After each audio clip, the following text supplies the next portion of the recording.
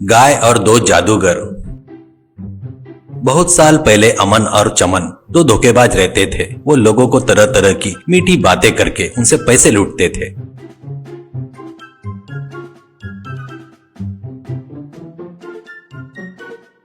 वे गांव गांव घूमकर लोगों से मीठी मीठी बातें करते और पैसे कमाते।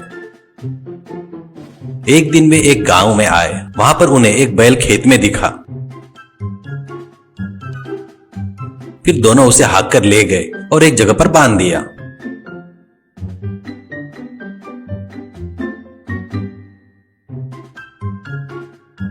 उसके बाद दोनों एक धर्मशाला में जाकर रुके। वहां पर अमन बाबा का वेश बनाया था और चमन उसका शिष्य बना था। अमन ने चमन से कहा, अब तुम गांव में जाओ और अपना काम तुरंत शुरू कर दो। इस बीच बैल का मालिक उसे हर जगह ढूंढ रहा था और बैल के ना मिलने पर दुखी हो रहा था। और वो गांव वालों को बैल के बारे में बताकर दुखी होने लगा। एक जगह पर कुछ लोग से कह रहा था, मेरा बैल सुबह से मेरे खेत के पास घास चर रहा था। मैं घर जाकर खाना खाकर वापस आया तो देखा बैल वहां नहीं था। मैंने हर जगह ढूंढा पर उसका कोई नामो निशान नहीं मिला। मुझे कुछ समझ में नहीं आ रहा है, क्या करूं? ऐसा कहते ही तभी वहां पर मौजूदा चमन, ओहो तो तुम हो, मैं तुम्हें ही ढूंढ रहा था, सोचकर उसके पास गया और बोला, अरे बाबू, आप कह रहे हो कि आपका कुछ खो गया है। अगर आप मुझे बताएंगे कि वो क्या है तो मैं आपकी मदद कर सकता हूँ। कहते ही यह सुनकर वो बोला, बाबू मेरा बैल खो गया है, यही मेरा दुख है। कहते इस पर अमन ने कहा, ओहो ऐसा हुआ क्या? तो तुम एक काम करो, यहाँ धर्मशाला में हमारे गुरुजी है, वह महान ज्योतिष है। वो खोई हुई चीजें पता कर तुरंत बता सकते हैं। ऐसा कहते ही यह सुनकर बैल के मालिक को बहुत खुशी हुई। इस पर चमन उनको और गाँव वालों को साथ लेकर धर्मशाला पहुंचा।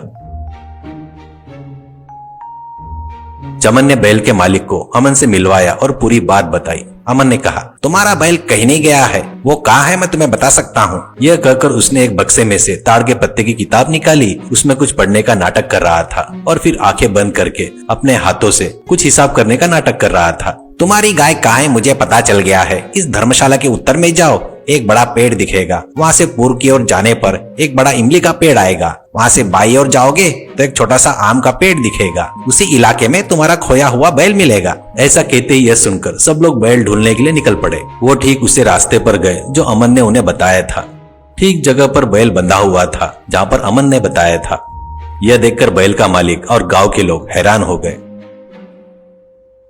चमन ने कहा, देखो हमारे गुरुजी की शक्ति, वो कोई भी खोई हुई चीज कहाँ होगी उसका बिल्कुल सही पता बता सकते हैं। तो क्या आप उन्हें गुरु दक्षिणा देने का इरादा रखते हो या नहीं? कहते ही बैल के मालिक ने कहा, अरे कैसी बात कर रहे हो आप? जिसने मुझे मेरा बैल वापस दिलाया उसे जितना भी दुख कम है। मैं अभी घर जाकर गुरु दक्षिणा देता हूँ।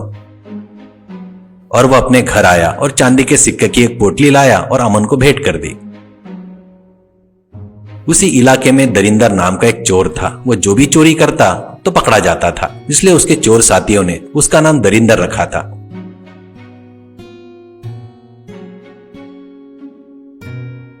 उस दिन वह गांव के अधिकारियों के घर में घुसा। उसने तिजोरी में रखा हीरो का हार चुरा लिया। उसने सोचा, मेरी चोरी इस बार कामयाब होगी, इस बार मैं किसी के हाथ नहीं लगूंगा, ऐसा सोचा।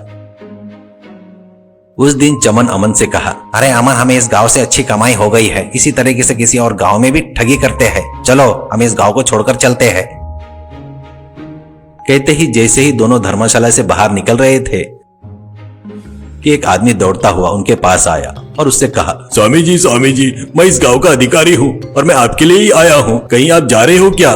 फिर मेरा समय अच्छा चल रहा है लगता है, और थोड़ी देर हो जाती तो क्या होता था, क्या आप चले जाते थे शायद? ऐसा कहते ही चमन ने कहा, आखिर क्या हुआ है? हमारे गुरुजी से आपको क्या काम है? ऐसा कहते ही गांव के अधिकारी ने कहा, गुरुजी, मेरे घर में हीरे का हार चोरी हो गया है। वो बहुत ही कीमती था। कृपया आप मुझे वापस दिलाइए। यह काम केवल आपके बस की ही बात है। यह सुनकर दोनों घबरा जाते हैं। चमन तुरंत संभलता है और बोला, इस समय गुरुजी की मंत्र शक्ति काम नहीं करेगी। अभी कुछ नहीं देखा जा सकता है। आप कल सुबह आइए तो गुरुजी आपको चोरी का पता लगाकर बता देंगे। ऐसा कहते ही गाँव के अधिकारी ने कहा, ठीक है, तो मैं फिर कल सुबह आकर गुरुजी से मिलता हूँ। और वो वहाँ से चला गया। अमन ने कहा, अरे ये क्या हो गया रे? हम तो फंस गए। हमारा तुरंत यहाँ से भाग जाना ही बेहतर है। चमन ने कहा, अभी तो सब लोग जाग रहे हैं, अंधेरा होते ही हम रात में भाग चलते हैं।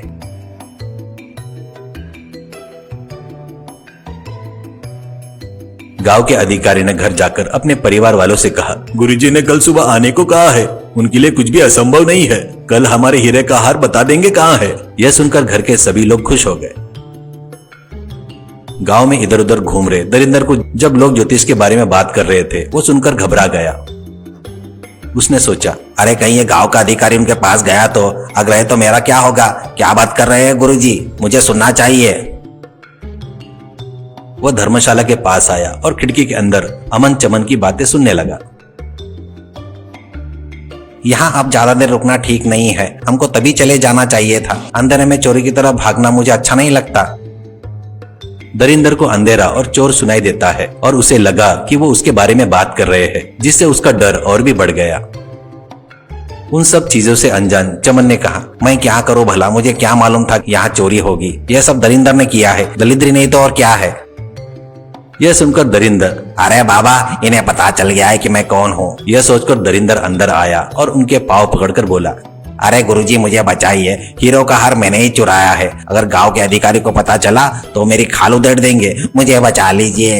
ऐसा कहते ही वो दोनों पहले घबरा गए, फिर अपने आप को संभाला और अमन ने कहा, ठीक है, हम किसी को नहीं बताएंगे, बस तुमने हार को कहाँ छुपाया है वो बता दो, काफी है। दलिंदर ने बताया उसने हार कहाँ छुपाया है और वहाँ से जान बचाकर भाग गया।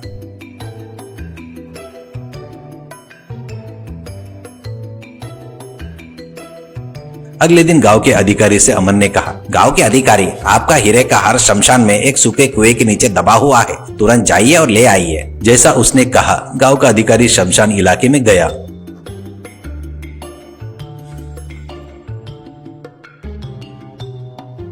कुएं में उतरकर खोदकर देखता है तो उसमें हीरो का हार मिला। वह खुशी से फूला नहीं समाया। उसने अमन को सोने के सिक्के दिए और कहा, मुझे बिल्कुल नहीं लगा था कि खोई हुई चीज वापस मिलेगी। आपकी कृपा से ये संभव हुआ है। कृपया आप हमारे घर पर भोजन के लिए आइए। ऐसा कहा। उन्होंने हाँ कहा और वो उनके घर पर भोजन के लिए गए। भोजन करते समय एक सिपाही आया और कहा, गांव के अधिकारी जी, महाराज ने आपके लिए खास खबर भेजी है। और बताना शुरू किया। 3 दिन पहले राजधानी के बंदरगाह पर 2 व्यापारी जहाज आए थे। उनके पास बहुत सारा सोना और हीरे थे।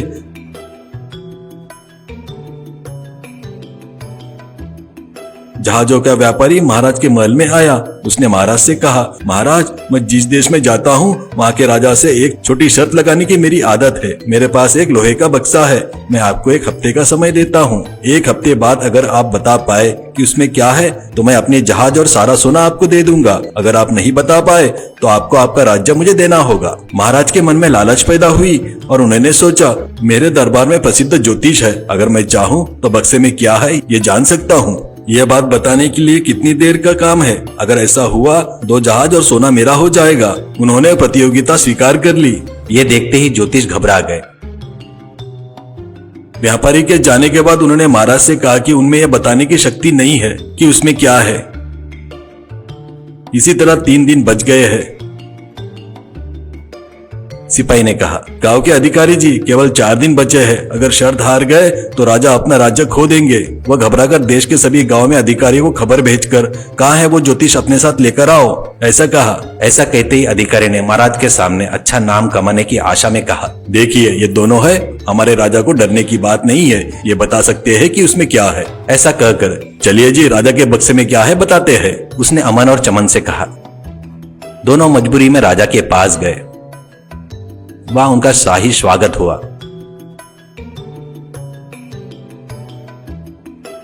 उसी दिन शरत का आखिरी दिन था। अमन ने कहा, अरे कल सुबह अगर हम बक्से में क्या है नहीं बता पाए तो महाराज हमारा सिर कटवा देंगे, इसलिए रात में ही भाग चलते हैं। चमन, भाग कर जाएंगे कहाँ? हम जहाँ भी जाएंगे राजा हमें पकड़कर बुरी तरह मार डालेंगे। इसके बजाय समुद्र में कूदकर जितना हो सके उतना तैर कर, फिर ना हो सके तो डूबकर मर जाते हैं। ऐसा कहकर इस तरह वो बंदरगाह पर आए और कूदकर समुद्र में तैरने लगे।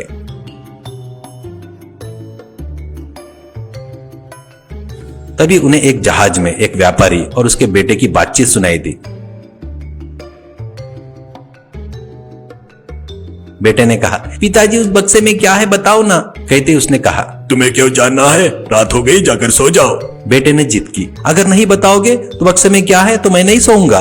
पिता, कल कैसे भी बाहर ही आना है ये राज, तुम्हें बताने में क्या जाता है। उस लोहे के बक्से में एक पीतल का बक्सा है, पीतल के बक्से में एक चांदी का बक्सा है, चांदी के बक्से में एक सोने का बक्सा है, सोने के बक्से में एक इत्र की शीशी है। ऐसा कहा। यह सुनकर अमन और चमन वापस किनारे पर तैरकर आ गए।